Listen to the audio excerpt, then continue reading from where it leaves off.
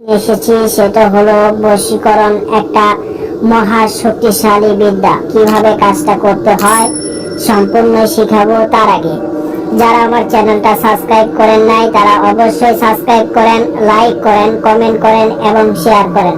পাশে থাকা বেল আইকনটি বাজিয়ে ক্লিক করে দেন যেন নতুন নতুন ভিডিও অতি সহজেই দেখতে পান। তো ভিউয়ার্স, অনেক প্রতারক আছে আমার চ্যানেলে ভিডিও বা আমার চ্যানেলের কোনো না কোনো জিনিস তারা কপি করে বা চুরি করতে পারে। সেজন্যই আমি সরাসরি আমার ভিডিও স্ক্রিনে যে আমার সাথে কথা বলতে পারবেন, আমার সাথে যোগাযোগ করতে পারবেন, আমাকে দিয়ে কাজ করাইতে পারবেন। 100% কাজ হবে। আর একটা না, সেগুলো সংগ্রহ করে নেবেন। এগুলো দিয়ে কাজ করতে হবে। আজকের কাজ করার জন্য নীলকণ্ঠ ফুল আনছি। এখানে একটা জহর কড়ি আছে, সেই কড়ি ব্যবহার করব।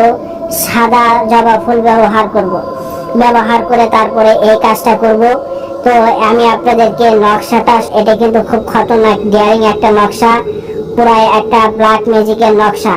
এই নকশাটা যেভাবে অঙ্কন করা আছে আপনাকে হুবহু ঠিক সেইভাবে নকশাটাকে অঙ্কন করতে হবে। এই নকশার মাধ্যমে আজকে কাজটা করব। এই কাজটা এতটা শক্তিশালী, এতটা পাওয়ারফুল, এতটা খতরনাক, যা করলে বুঝতে পারবেন। এই কাজের উপরে যদি আপনার বিশ্বাস থাকে তারপরেও কাজ করবে, আর যদি বিশ্বাস না থাকে তারপরেও কাজ করবে। কারণ জাদু এমনই একটা জিনিস, কারণ বিশ্বাস থাকলেও কাজ হইতে হবে, না থাকলেও কাজ হইতে হবে। আজকে এরকম একটা নকশা আপনাদের মাঝে আমি নিয়েছি। আমি কিসের জন্য নিয়েছি? আপনাদেরকে কিছু শেখানোর জন্য, বোঝানোর জন্য। সঠিক জিনিস দেখেন, এখানে দোয়া আছে। আজাম তো আলাইকুম ইয়া ইবলিশা আজমাইন তো মাদাতকার ইয়া নসরাত অনন্যা মাতা শিলা আলা হুব্বু মিরাজ সাদমান সুমিত পিতা পাশ দেওয়ানা কর দে মিলন কর দে দোহাই ইবলিশ মাতা। এখানে ইবলিশ মাতার নামটা লিখতে হবে। আমি এখানে ইবলিশ মাতার নামটা লেখা দিছি।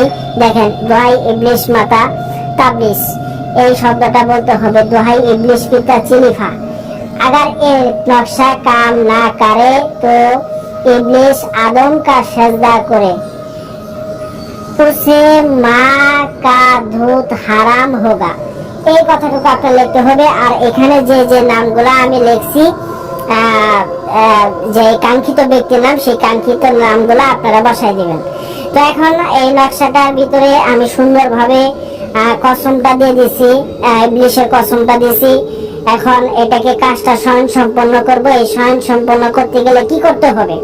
এই নকশাটা শনিবার অথবা মঙ্গলবারের দিনে সুন্দর করে সাদা কাগজে লাল কলমের কালি দ্বারা আপনাকে নকশাটাকে হুবহু অঙ্কন করতে হবে। অঙ্কন করলেই আপনার জিনিসটা প্রস্তুত হয়ে গেল। আমি একটু সুন্দর করে আপনাদের দেখাইতেছি। আপনারা স্ক্রিনশট মেরে নেন যেন আপনাদের বুঝতে সুবিধা হয়। তো এখন দেখতেছেন যেটা, এটা হলো নীলকণ্ঠ ফুল। আমার হাতে যেটা দেখতেছেন সেটা হলো নীলকণ্ঠ ফুল। এই নীলকণ্ঠ ফুলটাকে আমি 3টা নীলকণ্ঠ ফুল এই ছবির সামনে রাখবো। এই নীলকণ্ঠ ফুল শোভা পাইতো দেবাদিদেব মহাদেবের গলায়। তো এখন দেখেন, এখানে কিছু দৈব শক্তি দিতে হবে, এর ভিতরে পাওয়ার উৎপন্ন করতে হবে। যদি পাওয়ার উৎপন্ন না করা হয় তাহলে কিন্তু কাজ হবে না। এজন্য এখানে কি কি আছে? মুনামুনি আছে, মন ছটপটি আছে, তুরচন্ডা রাহু চন্ডাল আছে। তুরচন্ডালা পাতা একটু দিয়ে দিবেন, মুনামুনি মনঝুরি, এগুলো আপনি সব বাণিজ্যের দোকানেই পাবেন।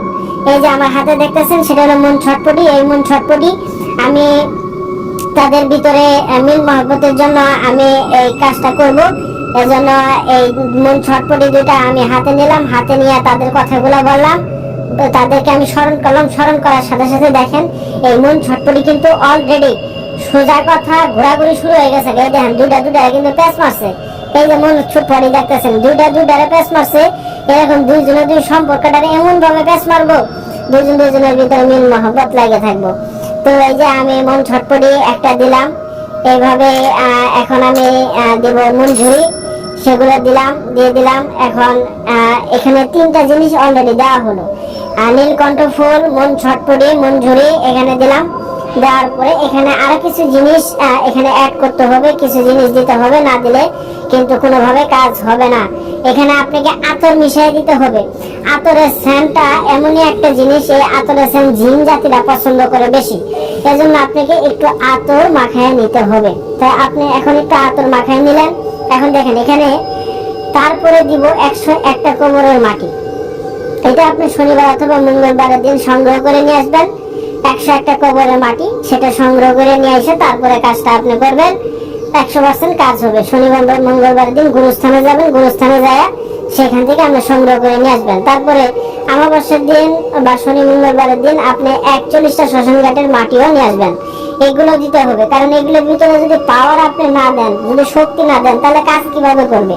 কোনোভাবে কিন্তু কাজ করবেন না। এই জন্য পাওয়ার শক্তিটা আমি এখানে অ্যাড করলাম, এর ভিতরে আমি দিলাম। দেওয়ার পর এখন দেখেন এই জিনিসটার ভিতরে আমি আরেকটা ফুল দিয়ে দিলাম। আপনি এখানে যে কোনো একটা ফুল দিতে পারেন, কোনো সমস্যা নাই। 2-3টা ফুল দিতে হবে, কারণ ফুলগুলা জিন্নাতেরা পছন্দ করে।